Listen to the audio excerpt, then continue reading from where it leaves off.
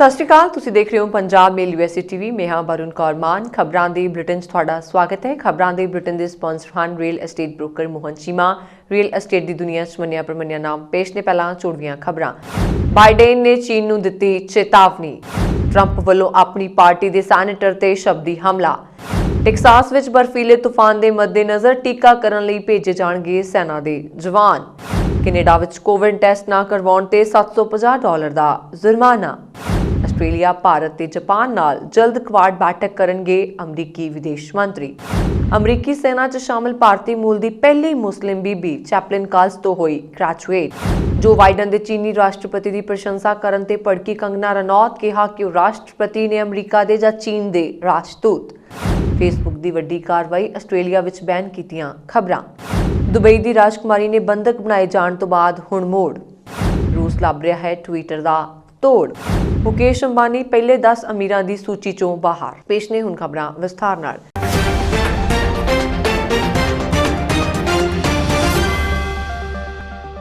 ਚੀਨ ਵਿੱਚ ਘੱਟ ਗਿਣਤੀ ਭਾਈਚਾਰਿਆਂ ਨਾਲ ਕਿਸ ਤਰ੍ਹਾਂ ਦਾ ਵਿਹਾਰ ਹੁੰਦਾ ਹੈ, ਇਸ ਤੋਂ ਹਰ ਕੋਈ ਵਾਕਫ ਹੈ। ਇਸ ਨੂੰ ਦੇਖਦੇ ਹੋਏ ਅਮਰੀਕੀ ਰਾਸ਼ਟਰਪਤੀ ਜੋ ਬਾਈਡਨ ਨੇ ਚੀਨ ਨੂੰ ਮਨੁੱਖੀ ਅਧਿਕਾਰਾਂ ਦੀ ਉਲੰਘਣਾ ਨੂੰ ਲੈ ਕੇ ਚੇਤਾਵਨੀ ਦਿੱਤੀ ਹੈ। ਉਹਨਾਂ ਨੇ ਕਿਹਾ ਕਿ ਮਨੁੱਖੀ ਅਧਿਕਾਰਾਂ ਦੀ ਉਲੰਘਣਾ ਦੀ ਚੀਨ ਨੂੰ ਭਾਰੀ ਕੀਮਤ ਅਦਾ ਕਰਨੀ ਹੋਵੇਗੀ। ਬਾਈਡਨ ਨੇ ਦੱਸਿਆ ਕਿ ਉਹਨਾਂ ਨੇ ਚੀਨੀ ਰਾਸ਼ਟਰਪਤੀ ਸ਼ੀ ਜਿਨਪਿੰਗ ਨੂੰ ਆਪਣੇ ਫੋਨ ਕਾਲ ਦੌਰਾਨ ਮਨੁੱਖੀ ਅਧਿਕਾਰਾਂ ਦੀ ਉਲੰਘਣਾ ਸੰਬੰਧੀ ਅਮਰੀਕਾ ਦੇ ਰੁਖ ਬਾਰੇ ਦੱਸਿਆ ਹੈ। ਬਾਈਡਨ ਨੇ ਕਿਹਾ ਕਿ ਮੈਂ ਇਹ ਸਪਸ਼ਟ ਕਰ ਰਿਹਾ ਹਾਂ ਕਿ ਅਸੀਂ ਸੰਯੁਕਤ ਰਾਸ਼ਟਰ ਅਤੇ ਹੋਰਨਾਂ ਏਜੰਸੀਆਂ ਤੋਂ ਮਨੁੱਖੀ ਅਧਿਕਾਰਾਂ ਦੇ ਪੱਖ ਵਿੱਚ ਆਵਾਜ਼ ਉਠਾਉਣ ਲਈ ਆਪਣੀ ਭੂਮਿਕਾ ਨੂੰ ਨਿਭਾਵਾਂਗੇ ਜੋ ਉਹਨਾਂ ਦੇ ਦ੍ਰਿਸ਼ਟੀਕੋਣ ਤੇ ਪ੍ਰਭਾਵ ਪਾਉਂਦਾ ਹੈ। ਚੀਨ ਵਿਸ਼ਵ ਗੁਰੂ ਬਣਨ ਲਈ ਕੋਸ਼ਿਸ਼ ਕਰ ਰਿਹਾ ਹੈ। ਇਸ ਨੂੰ ਹਾਸਲ ਕਰਨ ਲਈ ਅਤੇ ਅਜਿਹਾ ਕਰਨ ਵਿੱਚ ਸਮਰੱਥ ਹੋਣ ਲਈ ਉਹਨਾਂ ਨੂੰ ਹੋਰਨਾਂ ਦੇਸ਼ਾਂ ਦਾ ਭਰੋਸਾ ਹਾਸਲ ਕਰਨਾ ਹੋਵੇਗਾ। ਜਦ ਤੱਕ ਉਹ ਮਨੁੱਖੀ ਅਧਿਕਾਰਾਂ ਦੇ ਉਲਟ ਸਰਗਰਮੀਆਂ ਵਿੱਚ ਸ਼ਾਮਲ ਹੋਣਗੇ, ਅਜਿਹਾ ਕਰਨਾ ਉਹਨਾਂ ਲਈ ਮੁਸ਼ਕਿਲ ਹੋਵੇਗਾ। ਸਾਬਕਾ ਰਾਸ਼ਟਰਪਤੀ ਡੋਨਾਲਡ ਟਰੰਪ ਨੇ ਆਪਣੀ ਪਾਰਟੀ ਰਿਪਬਲਿਕਨ ਦੇ ਸੈਨੇਟਰ ਮਿਚ ਮੈਕੋਨਲ ਤੇ ਤਿੱਖਾ ਹਮਲਾ ਕੀਤਾ ਹੈ। ਉਂਝ ਮੈਕੋਨਲ ਨੇ ਟਰੰਪ ਤੇ ਲਗਾਏ ਗਏ ਮਹਾਦੋਸ਼ ਦੌਰਾਨ ਉਸ ਦੇ ਪੱਖ ਵਿੱਚ ਵੋਟ ਦਿੱਤਾ ਸੀ। ਕੈਂਟਕੀ ਤੋਂ ਸੈਨੇਟਰ 78 ਵਰ੍ਹਿਆਂ ਦੇ ਮੈਕੋਨਲ ਨੇ ਟਰੰਪ ਤੇ ਹਮਲਾ ਕਰਦਿਆਂ ਕਿਹਾ ਸੀ ਕਿ 6 ਜਨਵਰੀ ਨੂੰ ਅਮਰੀਕੀ ਕੈਪੀਟਲ ਤੇ ਹੋਏ ਹਮਲੇ ਲਈ ਉਹ ਨੈਤਿਕ ਤੌਰ ਤੇ ਜ਼ਿੰਮੇਵਾਰ ਸੀ। ਰਿਪਬਲਿਕਨ ਪਾਰਟੀ ਵਿੱਚ ਟਰੰਪ ਅਤੇ ਮੈਕੋਨਲ ਸਭ ਤੋਂ ਤਾਕਤਵਰ ਆਗੂ ਹਨ ਅਤੇ ਉਹ ਸਾਬਕਾ ਰਾਸ਼ਟਰਪਤੀ ਦੇ ਕਾਰਜਕਾਲ ਦੌਰਾਨ ਮਿਲ ਕੇ ਕੰਮ ਕਰਦਾ ਰਿਹਾ ਸੀ। ਪਰ ਟਰੰਪ ਦੇ ਚੋਣ ਹਾਰਨ ਮਗਰੋਂ ਦੋਹਾਂ ਦੇ ਸੰਬੰਧਾਂ ਵਿੱਚ ਤਰੇੜ ਆ ਗਈ। ਟਰੰਪ ਨੇ ਮੈਕੋਨਲ ਬਾਰੇ ਕਿਹਾ ਕਿ ਉਹ ਸਖਤ ਖਿਝਿਆ ਹੋਇਆ ਅਤੇ ਨਾ ਮੁਸਕਰਾਉਣ ਵਾਲਾ ਸਿਆਸੀ ਬੰਦਾ ਹੈ। ਸਾਕਾ ਨਨਕਾਣਾ ਸਾਹਿਬ ਦੀ 100ਵੀਂ ਵਰਸੀ ਦੇ ਅੰਤਰਰਾਸ਼ਟਰੀ ਪੱਧਰ ਦੀ ਜ਼ੂਮ ਮੀਟਿੰਗ ਦਾ ਆਯੋਜਨ ਕੀਤਾ ਗਿਆ। ਇਸ ਦੌਰਾਨ ਜਿੱਥੇ ਸਾਕਾ ਨਨਕਾਣਾ ਸਾਹਿਬ ਦੀ ਸ਼ਹੀਦੀ ਬਾਰੇ ਜ਼ਿਕਰ ਕੀਤਾ ਗਿਆ, ਉੱਥੇ ਧਾਰਮਿਕ ਆਜ਼ਾਦੀ ਬਾਰੇ ਵੀ ਖੁੱਲ੍ਹ ਕੇ ਵਿਚਾਰਾਂ ਹੋਈਆਂ। ਅਮਰੀਕਨ ਸਿੱਖ ਕਾਂਗਰੇਗੇਸ਼ਨਲ ਕਾਕਸ ਦੇ co-chair ਕਾਂਗਰਸਮੈਨ ਜੋਹਨ ਗੈਰਾਮੰਡੀ ਅਤੇ ਕਾਂਗਰਸਮੈਨ ਡੇਵਿਡ ਵਾਲਡਾਓ ਤੋਂ ਇਲਾਵਾ UN ਗਲੋਬਲ ਸਟੀਅਰਿੰਗ ਕਮੇਟੀ ਦੇ ਮੈਂਬਰ ਡਾਕਟਰ ਇਕਤਿਆਰ ਚੀਮਾ, USCIRAF ਦੀ ਕਮਿਸ਼ਨਰ ਨਦੀਨ ਮੀਨਜ਼ਾ, ਸਾਬਕਾ ਕਾਂਗਰਸਮੈਨ ਪੈਟ ਮਿਹਾਨ, ਅਮਰੀਕਨ ਸਿੱਖ ਕਾਕਸ ਦੇ executive director Harpreet Singh Sandhu, immigration defence attorney Jaspreet Kaur ਅਤੇ ਡਾਕਟਰ ਕਸ਼ਮੀਰ ਸਿੰਘ ਨੇ ਇਸ ਜ਼ੂਮ ਮੀਟਿੰਗ ਦੌਰਾਨ ਆਪੋ ਆਪਣੇ ਵਿਚਾਰ ਪੇਸ਼ ਕੀਤੇ। ਇਹਨਾਂ ਆਗੂਆਂ ਦਾ ਕਹਿਣਾ ਸੀ ਕਿ ਅੱਜ ਸਮੇਂ ਦੀ ਲੋੜ ਹੈ ਕਿ ਅਸੀਂ ਸਾਰੇ ਇਕੱਠੇ ਹੋ ਕੇ ਧਾਰਮਿਕ ਆਜ਼ਾਦੀ ਲਈ ਆਵਾਜ਼ ਬੁਲੰਦ ਕਰੀਏ ਤਾਂ ਕਿ ਸਿੱਖ ਕੌਮ ਦੀ ਆਜ਼ਾਦੀ ਬਹਾਲ ਕੀਤੀ ਜਾ ਸਕੇ। ਅਮਰੀਕਨ ਗੁਰਦੁਆਰਾ ਪ੍ਰਬੰਧਕ ਕਮੇਟੀ ਦੇ ਕੋਆਰਡੀਨੇਟਰ ਡਾਕਟਰ ਪ੍ਰਿਤਪਾਲ ਸਿੰਘ ਅਤੇ ਪ੍ਰਧਾਨ ਜਸਵੰਤ ਸਿੰਘ ਹੋਠੀ ਨੇ ਇਸ ਜ਼ੂਮ ਮੀਟਿੰਗ ਦੀ ਕਾਮਯਾਬੀ ਤੇ ਤਸੱਲੀ ਦਾ ਇਜ਼ਹਾਰ ਕੀਤਾ ਹੈ ਅਤੇ ਉਮੀਦਵਾਰ ਜ਼ਾਹਿਰ ਕੀਤਾ ਹੈ ਕਿ ਆਉਣ ਵਾਲੇ ਸਮੇਂ ਵਿੱਚ ਇਸ ਮੁੱਦੇ ਨੂੰ ਹੋਰ ਅੱਗੇ ਲਿਜਾਇਆ ਜਾਵੇਗਾ। My name is Harpreet Sindhu and I'm the Co-Executive Director of the American Sikh Caucus Committee. Before we discuss the meeting, a brief history of our organization and our close relationship with the American Sikh Congressional Caucus. As you have mentioned before, our both co-chairs, Congressman John Garamendi and also Congressman David Valadao, are here, and our former co-chair, Congressman Patrick Meehan, is also live with us. Caucus seeks to address issues of hate crime, school bullying, serving in the military with the articles of faith of the Sikh religion to represent the Sikh diaspora. Over the years, they've taken a stand on desecration of the Sikh holy scriptures, the Guru Granth Sahib, violence on religious minorities, safety of Sikhs in Afghanistan, the Sikh Marriage Act in Pakistan and India, assistance to individuals who are Sikhs that may seek assistance from the State Department and host of other issues.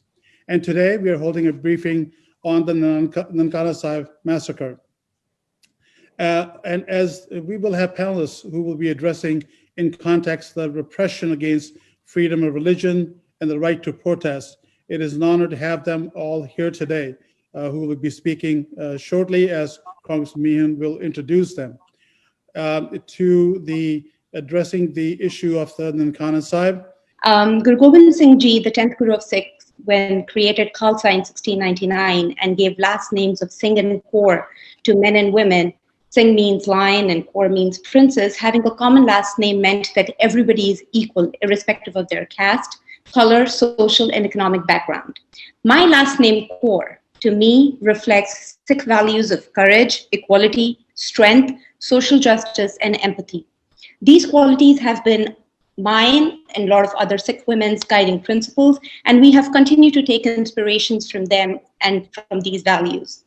Guru Nanak Sahib Ji, the first Sikh Guru, laid the foundation of equal importance by creating to men and women in 15th century. He said, "So kyo manda akhiye jit jamme rajan," meaning, it is through women that order is maintained, then why call her inferior from all great ones are born? During his lifetime, Gurdwara, a house of worship, was introduced. It was a place where both men and women prayed together, were treated equally, had same rights. Women could be priests, they could pray, they could serve, sing hymns, and without any gender inequality. It's a great privilege to be with all of you and to be back with my co-chair, David Valadao, who took a short hiatus and is now back with us. We look forward to addressing the many, many issues, not only of the Sikh community, but of the larger immigrant community here in the United States. I think we understand more completely how important it is that we promote and assure the civil liberties of all people. We usually thought that this was not an issue for America. We thought this was an issue for other places around the world.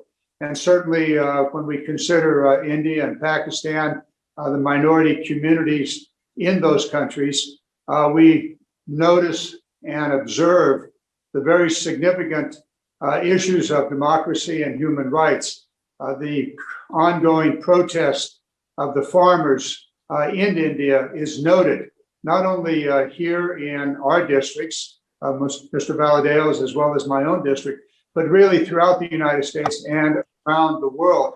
The Sikh community, as broadly spread around the world as it is rallying the attention of the world to the legitimate claims of the farmers in India. And so too, here in the United States, we put forth our own resolutions and letters to the Indian government asking that they pay attention to the issues that the farmers are presenting.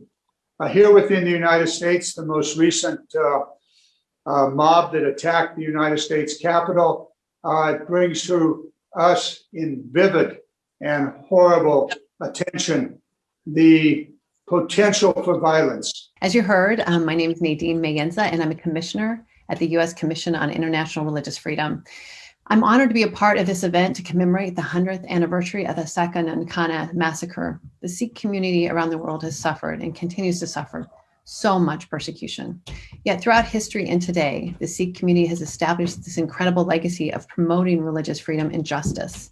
The essence of Sikhism is to defend and celebrate freedom of worship in the way of peace and community. The beauty of the Sikh religion is it's one of the very modern faith of the world, and it believes in the coexistence. Where it believes in the coexistence, at the same time, it has a very strong sense of its own religious identity. And unfortunately, throughout the ages, throughout the centuries, the rulers, the autocratic governments, the imperialistic governments always try to snub that religious identity. And the Sikhs have in various centuries faced religious persecution as well as genocide, which the biggest, it starts from 1746 under the Hindu finance minister Lakhpat Rai, the first Sikh genocide. Then it goes to 1762, when an Afghan ruler attacked Punjab and committed the second Sikh genocide. And then ultimately, when the Sikh Empire was taken over by the British Empire, they did something even worse than the physical genocide. I was looking at the records, being a trained historian, that on 12th of August, 1857, Sir Robert reported to the East India Company that we need to look much deeper into the Sikh faith and the Sikh faith institution. And then they asked a certain Mr. Trump, that is not Donald J. Trump, that was Ernest Trump, whom the East India Company commissioned to write a report about the Sikhism. And in 1869, Mr. Trump published his Trump report, in which he mocked the Sikh faith and Sikh faith traditions, as well as he classified Sikhism as just a sect of Hinduism. That given birth to a great question of the Sikh identity under the British colonial rule.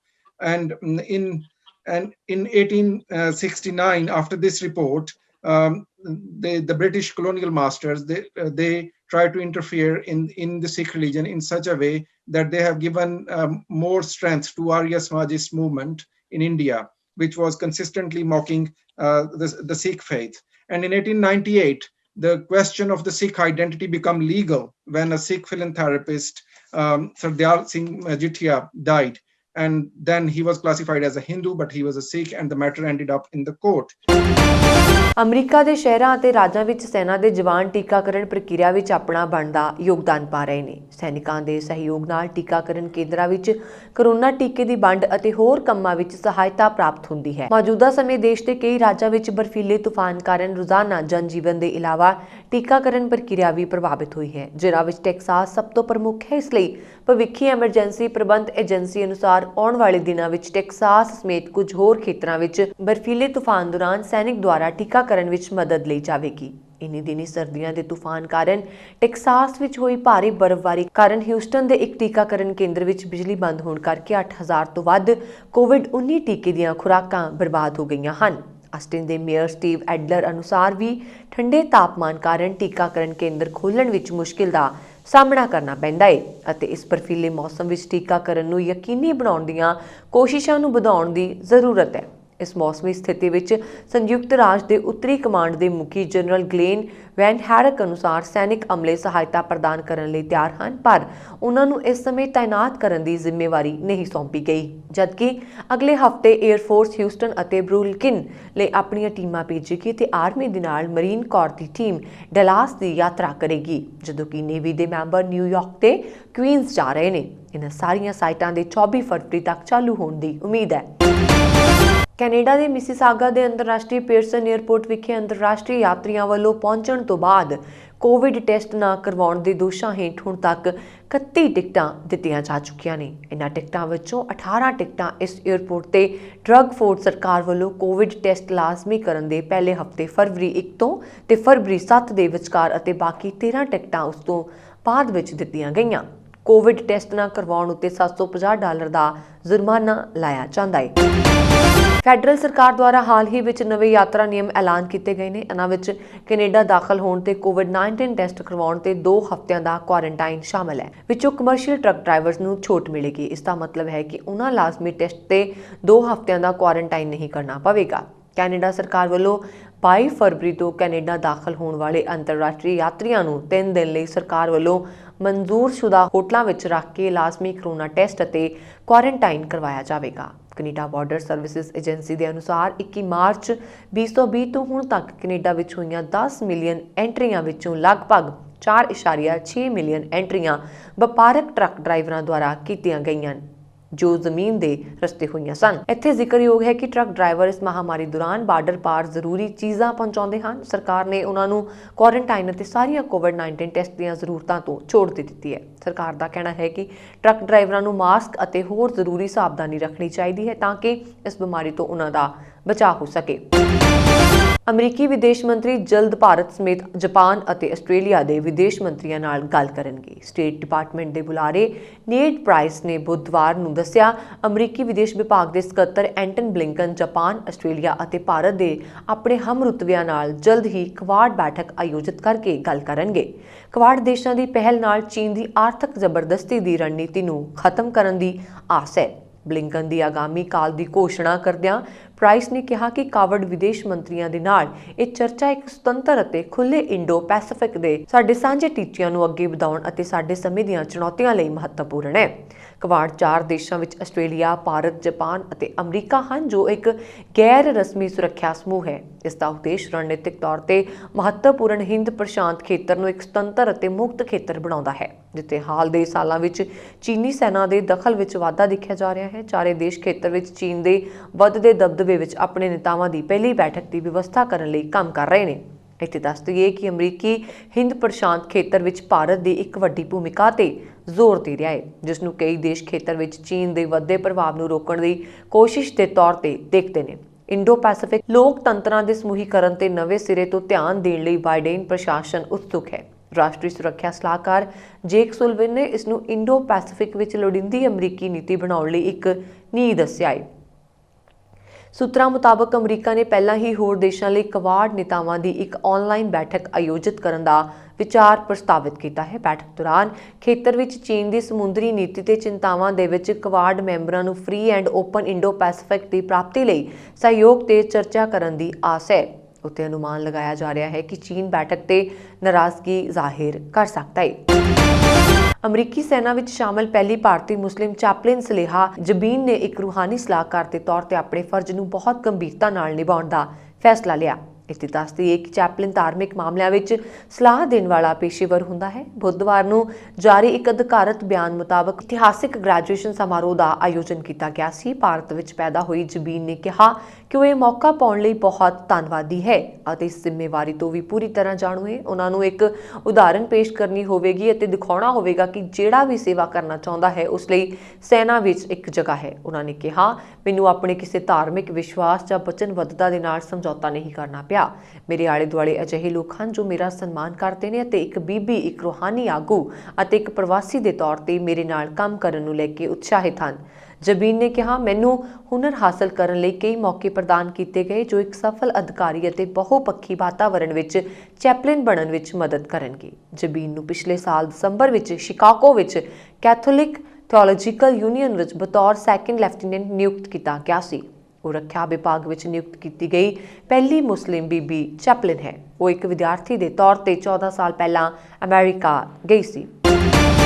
ਅਮਰੀਕੀ ਰਾਸ਼ਟਰਪਤੀ ਜੋ Biden ਨੇ ਹਾਲ ਹੀ ਵਿੱਚ ਚੀਨੀ ਰਾਸ਼ਟਰਪਤੀ Shri Jinping ਨਾਲ ਗੱਲਬਾਤ ਕੀਤੀ ਸੀ। ਉਸਨੇ ਅਮਰੀਕਾ ਲੋਕਾਂ ਨੂੰ ਸੁਰੱਖਿਆ, ਖੁਸ਼ਹਾਲੀ, ਸਿਹਤ ਅਤੇ ਜੀਵਨ ਢੰਗ ਦੀ ਰਾਖੀ ਦੇ ਨਾਲ-ਨਾਲ ਸੁਤੰਤਰ ਅਤੇ ਖੁੱਲ੍ਹੇ ਇੰਡੋ ਪੈਸੀਫਿਕ ਖੇਤਰ ਨੂੰ ਸੁਰੱਖਿਅਤ ਰੱਖਣ ਲਈ ਉਹਨਾਂ ਦੀਆਂ ਤਰਜੀਹਾਂ ਬਾਰੇ ਯਕੀਨ ਦਿਵਾਇਆ। ਇੰਨਾ ਹੀ ਨਹੀਂ, ਬਾਈਡਨ ਨੇ ਚੀਨੀ ਰਾਸ਼ਟਰਪਤੀ ਦੀ ਪ੍ਰਸ਼ੰਸਾ ਵੀ ਕੀਤੀ। ਹੁਣ ਕੰਗਨਾ ਰਣੌਤ, ਜੋ ਕਿ ਇੱਕ ਭਾਰਤੀ ਅਦਾਕਾਰਾ ਹੈ, ਨੇ ਇਸ ਤੇ ਆਪਣੀ ਪ੍ਰਤੀਕਿਰਿਆ ਦਿੱਤੀ ਹੈ। ਕੰਗਨਾ ਰਣੌਤ ਸੋਸ਼ਲ ਮੀਡੀਆ ਤੇ ਕਾਫੀ ਐਕਟਿਵ ਰਹਿੰਦੀ ਹੈ ਤੇ ਅਕਸਰ ਆਪਣੇ ਬਿਆਨਾਂ ਕਾਰਨ ਚਰਚਾ 'ਚ ਰਹਿੰਦੀ ਹੈ। ਹੁਣ ਕੰਗਨਾ ਨੇ ਕਈ ਟਵੀਟ ਕਰਕੇ ਅਮਰੀਕੀ ਰਾਸ਼ਟਰਪਤੀ ਨੂੰ ਨਿਸ਼ਾਨਾ ਬਣਾਇਆ। ਕੰਗਨਾ ਨੇ ਲਿਖਿਆ, ਵੇਖੋ ਕਿਵੇਂ ਚੀਨ ਦੇ ਇਹ ਆਗਿਆਕਾਰੀ ਪਾਲਤੂ ਪੂਛ ਹਿਲਾ ਰਹੇ ਨੇ, ਨਿਮਰਤਾ ਦਿਖਾ ਰਹੇ ਨੇ ਕਿ ਉਹ ਅਮਰੀਕਾ ਦਾ ਰਾਸ਼ਟਰਪਤੀ ਹੈ ਜਾਂ ਚੀਨ ਦਾ ਰਾਜਦੂਤ। ਅੱਜ ਮੈਨੂੰ ਤੁਹਾਡੇ ਅਮਰੀਕੀ ਹੋਣ ਤੇ ਸ਼ਰਮ ਆਉਂਦੀ ਹੈ। ਚੀਨ ਵਿਸ਼ਵ ਦੀ ਸਭ ਤੋਂ ਵੱਡੀ ਤਾਕਤ ਬਣ ਰਿਹਾ ਹੈ ਕਿਉਂਕਿ ਤੁਸੀਂ ਇਸ ਨੂੰ ਇੱਕ ਉੱਚ ਅਹੁਦਾ ਦਿੱਤਾ ਹੈ। ਕੰਗਨਾ ਨੇ ਅੱਗੇ ਲਿਖਿਆ, ਇੱਕ ਨੇਤਾ, ਇੱਕ ਜ਼ਾਲਮ ਉੱਚੀ ਆਵਾਜ਼ ਹੋਣਾ ਚਾਹੀਦਾ ਹੈ, ਖਾਸ ਕਰ ਭਾਰਤ ਵਰਗੀ ਸਭਿਅਤਾ ਲਈ ਜਿਸ ਨੇ ਆਪਣੇ ਇਤਿਹਾਸ ਤੋਂ ਸਬਕ ਨਹੀਂ ਸਿੱਖਿਆ। ਇੱਕ ਮਹੱਤਵਪੂਰਨ ਗੱਲ ਇਹ ਹੈ ਕਿ ਜੋ ਕੁਝ ਅਮਰੀਕਾ ਵਿੱਚ ਵਾਪਰਿਆ ਹੈ ਉਸ ਤੋਂ ਅਸੀਂ ਸਿੱਖਦੇ ਹਾਂ ਕਿ ਭੰਬਲ ਪੁੱਸੇ, ਬੇਧਿਆਨੇ, ਨਿਰਾਸ਼ ਨੌਜਵਾਨਾਂ ਨੇ ਆਪਣੀ ਕੌਮ ਨੂੰ ਚੀਨ ਵਿੱਚ ਦਿੱਤਾ। ਜੇ ਤੁਸੀਂ ਸੋਚਦੇ ਹੋ ਕਿ ਮੈਂ ਅਮਰੀਕੀ ਰਾਜਨੀਤੀ ਵਿੱਚ ਦਿਲਚਸਪੀ ਰੱਖਦੀ ਹਾਂ, ਅਜਿਹਾ ਨਹੀਂ। ਦੱਸ ਦਈਏ ਕਿ ਕੰਗਨਾ ਰਣੌਤ ਟਵਿੱਟਰ ਤੇ ਨਿਡਰਤਾ ਨਾਲ ਦਿਖਾਈ ਦਿੰਦੀ ਹੈ, ਪਰ ਇਸ ਦੇ ਕਾਰਨ ਉਸਨੂੰ ਕਈ ਵਾਰ ਟ੍ਰੋਲਿੰਗ ਦਾ ਸਾਹਮਣਾ ਵੀ ਕਰਨਾ ਪੈਂਦਾ ਹੈ। ਕੰਗਨਾ ਹਾਲ ਹੀ ਵਿੱਚ ਇੱਕ ਟਵੀਟ ਕਾਰਨ ਸੁਰਖੀਆਂ ਵਿੱਚ ਰਹੀ ਸੀ ਜਦੋਂ ਉਸਨੇ ਆਪਣੀ ਤੁਲਨਾ ਹਾਲੀਵੁੱਡ ਸੁਪਰਸਟਾਰ ਟੌਮ ਕਰੂਜ਼ ਨਾਲ ਕੀਤੀ ਸੀ। ਦਿੱਲੀ ਦੀ ਹੇਠਲੀ ਅਦਾਲਤ ਨੇ ਕਿਸਾਨ ਅੰਦੋਲਨ ਦੌਰਾਨ 26 ਜਨਵਰੀ ਨੂੰ ਹੋਈ ਹਿੰਸਾ ਵਿੱਚ ਭੜਕਾਊ ਮੈਸੇजेस ਅਤੇ ਵੀਡੀਓਜ਼ ਵਾਇਰਲ ਕਰਨ ਲਈ 2 ਮੁਲਜ਼ਮਾਂ ਨੂੰ ਜ਼ਮਾਨਤ ਦੇ ਦਿੱਤੀ ਹੈ, ਜਿਸ ਵਿੱਚ ਕਿਹਾ ਗਿਆ ਹੈ ਕਿ ਦੇਸ਼ ਧਰੋਹੀ ਧਿਰ ਦੀ ਦੁਰਵਰਤੋਂ ਨਹੀਂ ਹੋਣੀ ਚਾਹੀਦੀ। 26 ਜਨਵਰੀ ਨੂੰ ਦਿੱਲੀ ਵਿੱਚ ਹੋਈ ਹਿੰਸਾ ਅਤੇ ਇਸ ਨਾਲ ਸੰਬੰਧਿਤ ਭੜਕਾਊ ਵੀਡੀਓ ਤੇ ਖਬਰਾਂ ਫੈਲਾਉਣ ਲਈ ਗ੍ਰਿਫਤਾਰ ਕੀਤਾ ਗਿਆ। ਆਰੋਪੀ ਰਾਮ ਸਵਰੂਪ ਨੂੰ ਜ਼ਮਾਨਤ ਦਿੰਦੇ ਹੋਏ ਦਿੱਲੀ ਦੀ ਹੇਠਲੀ ਅਦਾਲਤ ਵਿੱਚ ਟਿੱਪਣੀਆਂ ਕਰਦਿਆਂ ਕਿਹਾ ਕਿ ਰਾਮ ਸਵਰੂਪ ਉੱਤੇ ਲੱਗੇ ਇਲਜ਼ਾਮ ਇਹ ਹਨ ਕਿ ਉਸਨੇ ਕੁਝ ਅਜਿਹੀਆਂ ਵੀਡੀਓਜ਼ ਅਤੇ ਮੈਸੇजेस ਅੱਗੇ ਫਾਰਵਰਡ ਕੀਤੇ ਜੋ ਕਥਿਤ ਤੌਰ ਤੇ ਭੜਕਾਊ ਸਨ। ਪਰ ਅਜਿਹੇ ਮਾਮਲਿਆਂ ਵਿੱਚ ਸ਼ੁਰੂਆਤ ਵਿੱਚ ਇਹ ਕੇਸ ਦੇਸ਼ ਧਰੋਹ ਦੀ ਧਾਰਾ ਅਧੀਨ ਨਹੀਂ ਜਾਪਦਾ। ਇਸ ਲਈ ਇਸ ਆਧਾਰ ਤੇ ਅਦਾਲਤ ਵਿੱਚ ਦੋਸ਼ੀ ਰਾਮ ਸਵਰੂਪ ਨੂੰ ਜ਼ਮਾਨਤ ਦੇ ਦਿੱਤੀ ਗਈ। ਅਦਾਲਤ ਨੇ ਕਿਹਾ ਕਿ ਇਸ ਕਾਨੂੰਨ ਵਿੱਚ ਕਿਹਾ ਗਿਆ ਹੈ ਕਿ ਜੇ ਕਿਸੇ ਵਿਅਕਤੀ ਦੇ ਕਿਸੇ ਕੰਮ ਤੋਂ ਸਮਾਜਿਕ ਮਾਹੌਲ ਖਰਾਬ ਹੋਣ ਜਾਂ ਸ਼ਾਂਤੀ ਦੀ ਜਗ੍ਹਾ ਹਿੰਸਾ ਫੈਲਾਉਣ ਦੀ ਉਮੀਦ ਕੀਤੀ ਜਾਂਦੀ ਹੈ ਤਾਂ ਇਸ ਕਾਨੂੰਨ ਦੀ ਵਰਤੋਂ ਕੀਤੀ ਜਾ ਸਕਦੀ ਹੈ। ਅਦਾਲਤ ਨੇ ਕਿਹਾ ਕਿ ਜੇ ਇਹ ਸਾਬਤ ਨਹੀਂ ਹੁੰਦਾ ਕਿ ਕਿਸੇ ਆਰੋਪੀ ਦੇ ਕਿਸੇ ਵੀ ਕੰਮ ਤੋਂ ਸਮਾਜਿਕ ਸ਼ਾਂਤੀ ਦਾ ਮਾਹੌਲ ਖਰਾਬ ਹੋਇਆ ਹੋਵੇ ਜਾਂ ਹਿੰਸਾ ਦੇ ਜ਼ਰੀਏ ਦੇਸ਼ ਦੀ ਸ਼ਾਂਤੀ ਪ੍ਰਣਾਲੀ ਨੂੰ ਵਿਗਾੜਨ ਦੀ ਕੋਸ਼ਿਸ਼ ਕੀਤੀ ਗਈ ਹੋਵੇ ਤਾਂ ਅਜਿਹੀਆਂ ਸਥਿਤੀਆਂ ਵਿੱਚ ਦੇਸ਼ ਧਰੋਹ ਦੀ ਧਾਰਾ ਲੱਗਣਾ ਸ਼ੁਰੂਆਤ ਵਿੱਚ ਸਹੀ ਨਹੀਂ ਕਿਹਾ ਜਾ ਸਕਦਾ। ਮੁਲਜ਼ਮ ਨੂੰ ਜ਼ਮਾਨਤ ਦਿੰਦੇ ਹੋਏ ਅਦਾਲਤ ਨੇ ਆਪਣੇ ਫੈਸਲੇ ਵਿੱਚ ਟਿੱਪਣੀ ਕੀਤੀ ਕਿ ਇਸ ਕੇਸ ਵਿੱਚ ਜਿਸ ਤਰੀਕੇ ਨਾਲ ਦੇਸ਼ ਧਰੋਹ ਦੀ ਧਾਰਾ ਲਗਾਈ ਗਈ ਹੈ ਉਹ ਸਹੀ ਨਹੀਂ ਜਾਪਦੀ। ਅਦਾਲਤ ਨੇ ਕਿਹਾ ਕਿ ਜਾਂਚ ਏਜੰਸੀ ਨੂੰ ਵੀ ਕਾਨੂੰਨ ਵਿੱਚ ਜਿਸ ਤਰੀਕੇ ਨਾਲ ਦੇਸ਼ ਧਰੋਹ ਨੂੰ ਲੈ ਕੇ ਗੱਲ ਕੀਤੀ ਗਈ ਸਿਰਫ ਉਸ ਨੂੰ ਪੜ੍ਹ ਕੇ ਹੀ ਨਹੀਂ ਬਲਕਿ ਸਾਰੇ ਤੱਥਾਂ ਨੂੰ ਵੇਖ ਕੇ ਅਤੇ ਇਸ ਦੀ ਗੰਭੀਰਤਾ ਨੂੰ ਸਮਝਦਿਆਂ ਹੀ ਉਸ ਦੀ ਵਰਤੋਂ ਕਰਨੀ ਚਾਹੀਦੀ ਹੈ। ਆਸਟ੍ਰੇਲੀਆ ਵਿੱਚ ਖਬਰਾਂ ਦਿਖਾਉਣ ਲਈ ਪੈਸਾ ਦੇਣ ਦੇ ਕਾਨੂੰਨ ਨਾਲ ਭੜਕੇ ਫੇਸਬੁੱਕ ਨੇ ਸਾਰੀਆਂ ਸਮਾਚਾਰ ਵੈਬਸਾਈਟਾਂ ਤੇ ਖਬਰਾਂ ਪੋਸਟ ਕਰਨ ਤੇ ਪਾਬੰਦੀ ਲਗਾਈ। ਫੇਸਬੁੱਕ ਦੇ ਇਸ ਬੈਨ 'ਚ ਰਿਪੋਰਟ ਵਿੱਚ ਮੌਸਮ, ਰਾਜ, ਸਿਹਤ ਵਿਭਾਗ ਅਤੇ ਪੱਛਮੀ ਆਸਟ੍ਰੇਲੀਆਈ ਵਿਰੋਧੀ ਨੇਤਾ ਆਏ। ਇਹੀ ਨਹੀਂ, ਫੇਸਬੁੱਕ ਨੇ ਆਸਟ੍ਰੇਲੀਆ ਵਿੱਚ ਆਪਣਾ ਪੇਜ ਵੀ ਬਲੌਕ ਕੀਤਾ। ਫੇਸਬੁੱਕ ਨੇ ਇਸ ਬੈਨ ਕਾਰਨ ਐਮਰਜੈਂਸੀ ਸੇਵਾਵਾਂ ਤੇ ਬੁਰਾ ਅਸਰ ਪਿਆ। ਆਸਟ੍ਰੇਲੀਆਈ ਯੂਜ਼ਰ ਨੂੰ ਦੇਸੀ ਜਾਂ ਵਿਦੇਸ਼ੀ ਕਿਸੇ ਵੀ ਨਿਊਜ਼ ਵੈਬਸਾਈਟ ਤੇ ਖਬਰ ਨੂੰ ਖੋਲ੍ਹਣ ਤੇ ਰੋਕ ਲੱਗੀ। ਫੇਸਬੁੱਕ ਨੇ ਇਸ ਬੈਨ ਤੇ ਕਿਹਾ ਕਿ ਉਹ ਸਾਨਟ ਵਿੱਚ ਆਏ ਕਾਨੂੰਨ ਦੇ ਵਿਰੋਧ ਵਿੱਚ ਇਹ ਰੋਕ ਲਗਾ ਰਿਹਾ ਹੈ। ਇਸ ਕਾਨੂੰਨ ਵਿੱਚ ਕਿਹਾ ਗਿਆ ਕਿ ਫੇਸਬੁੱਕ ਅਤੇ ਗੂਗਲ ਨਿਊਜ਼ ਕੰਪਨੀਆਂ ਨੂੰ ਪੈਸੇ ਦਾ ਭੁਗਤਾਨ ਕਰਨ ਲਈ ਗੱਲ ਕਰੇਗੀ। ਫੇਸਬੁੱਕ ਦੇ ਨਿਸ਼ਾਨੇ ਤੇ ਜਿੱਥੇ ਸਿਰਫ ਆਸਟ੍ਰੇਲੀਆਈ ਨਿਊਜ਼ ਪ੍ਰਕਾਸ਼ਕ ਸਨ, ਉੱਥੇ ਇਸ ਦੀ ਚਪੇਟ ਵਿੱਚ ਸਰਕਾਰੀ ਏਜੰਸੀਆਂ ਵੱਲੋਂ ਚਲਾਏ ਜਾ ਰਹੇ ਦਰਜਨਾਂ ਪੇਜ ਵੀ ਆਏ। ਇਹ ਪੇਜ ਕਈ ਘੰਟੇ ਤੱਕ ਬਲੌਕ ਰਹੇ। ਵਿਭਾਗ ਨੇ ਲੋਕਾਂ ਨੂੰ ਸਲਾਹ ਦਿੱਤੀ ਹੈ ਕਿ ਉਹ ਉਹਨਾਂ ਦੀਆਂ ਵੈਬਸਾਈਟਾਂ, ਐਪ ਜਾਂ ਟਵਿੱਟਰ ਪੇਜ ਤੇ ਆਉਣ। ਇਸ ਤੋਂ ਪਹਿਲਾਂ ਆਸਟ੍ਰੇਲੀਆ ਦੀ ਸਰਕਾਰ ਨੇ ਕਿਹਾ ਕਿ ਖਰੜਾ ਕਾਨੂੰਨਾਂ ਵਿੱਚ ਇਹ ਸਪਸ਼ਟ ਕਰਨ ਲਈ ਸੋਧ ਕੀਤੀ ਜਾਵੇਗੀ ਕਿ ਗੂਗਲ ਅਤੇ ਫੇਸਬੁੱਕ ਖਬਰਾਂ ਲਈ ਪ੍ਰਕਾਸ਼ਕਾਂ ਨੂੰ ਖਬਰ ਦੇ ਲਿੰਕ ਤੇ ਪ੍ਰਤੀ ਕਲਿੱਕ ਦੀ ਬਜਾਏ ਇੱਕਮੁਸ਼ਤ ਰਾਸ਼ੀ ਦੀ ਭੁਗਤਾਨ ਕਰਨਗੇ।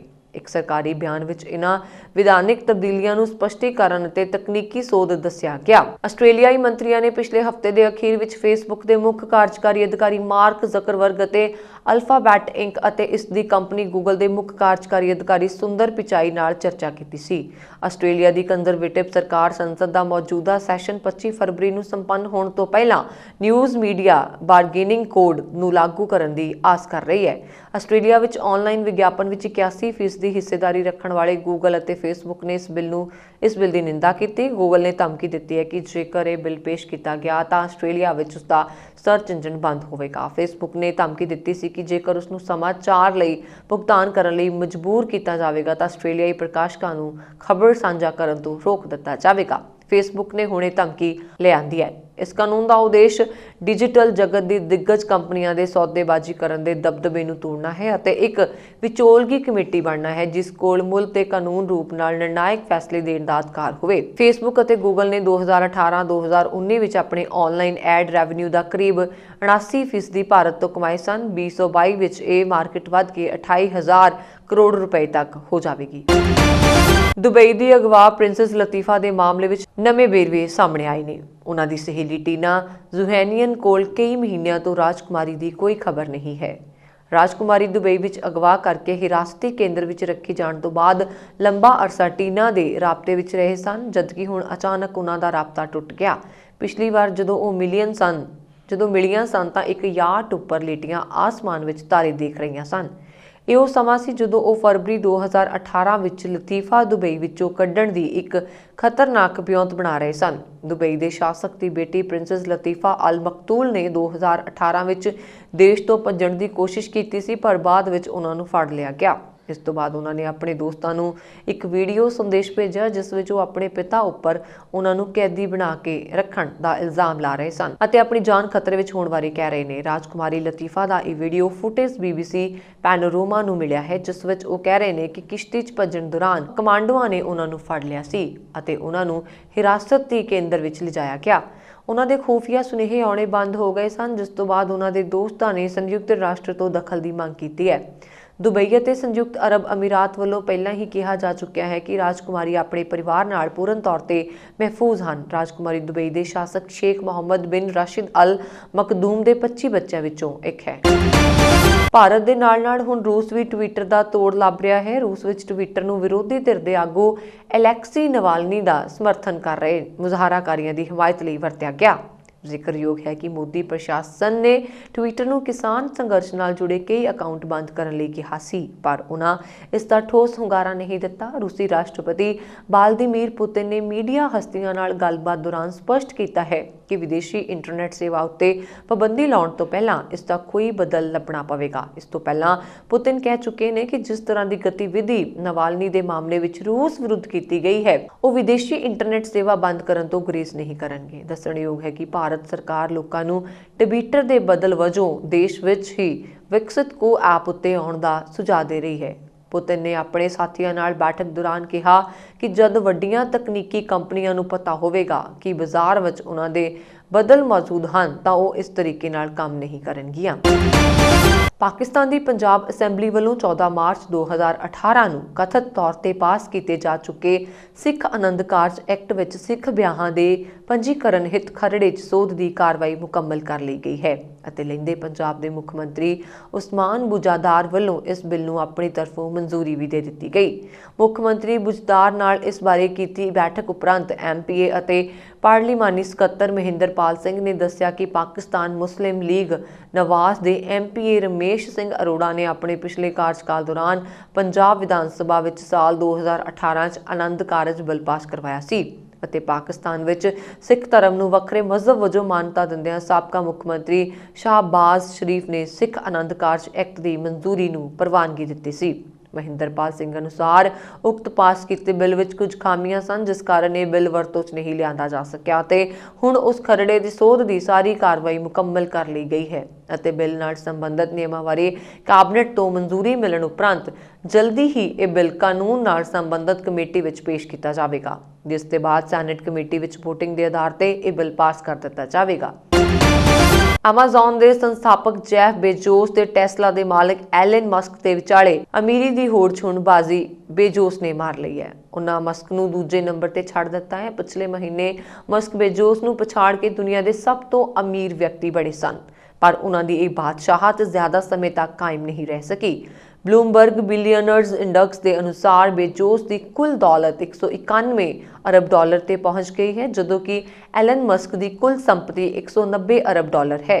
ਦੋਵਾਂ ਅਰਬਪਤੀਆਂ ਵਿਚਾਲੇ ਸਿਰਫ 1 ਅਰਬ ਡਾਲਰ ਦਾ ਹੀ ਫਰਕ ਹੈ। ਅਮੀਰਾਂ ਦੀ ਸੂਚੀ ਵਿੱਚ 137 ਅਰਬ ਡਾਲਰ ਨਾਲ ਬਿਲ ਗੇਟਸ ਤੀਸਰੇ, 116 ਅਰਬ ਡਾਲਰ ਨਾਲ ਬਰਨਾਰਡ ਅਰਨੌਲਟ ਚੌਥੇ, 104 ਅਰਬ ਡਾਲਰ ਨਾਲ ਮਾਰਕ ਜ਼ਕਰਬਰਗ ਪੰਜਵੇਂ ਸਥਾਨ ਤੇ ਨੇ।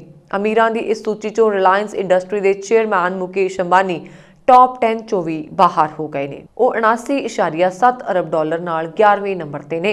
ਉਹਨਾਂ ਦੀ ਥਾਂ ਸਟਾਬ ਬਾਲਮੇਰ ਨੇ ਲੈ ਲਈ ਹੈ। ਐਮਾਜ਼ਨ ਦੇ ਸ਼ੇਅਰਾਂ ਵਿੱਚ ਆਈ ਤੇਜ਼ੀ ਦਾ ਫਾਇਦਾ ਜੈਫ ਬੇਜੋਸ ਨੂੰ ਮਿਲਿਆ। ਬੇਜੋਸ ਦੀ ਦੌਲਤ 1 ਸਾਲ ਵਿੱਚ 88.64 ਕਰੋੜ ਡਾਲਰ ਵਧੀ ਹੈ, ਜਦੋਂ ਕਿ ਮਸਕ ਦੀ ਦੌਲਤ 20.5 ਅਰਬ ਡਾਲਰ ਵਧੀ ਹੈ। ਇਹ ਸਨ ਹੁਣ ਤੱਕ ਦੀਆਂ ਖਬਰਾਂ। ਮੈਨੂੰ ਵਰੁਣ ਕੌਰ ਮਾਨੂ ਦੀ ਆਗਿਆ। ਤੁਸੀਂ ਦੇਖਦੇ ਰਹੋ ਪੰਜਾਬ ਮੇਲ USA TV। ਸਤਿ ਸ਼੍ਰੀ ਅਕਾਲ।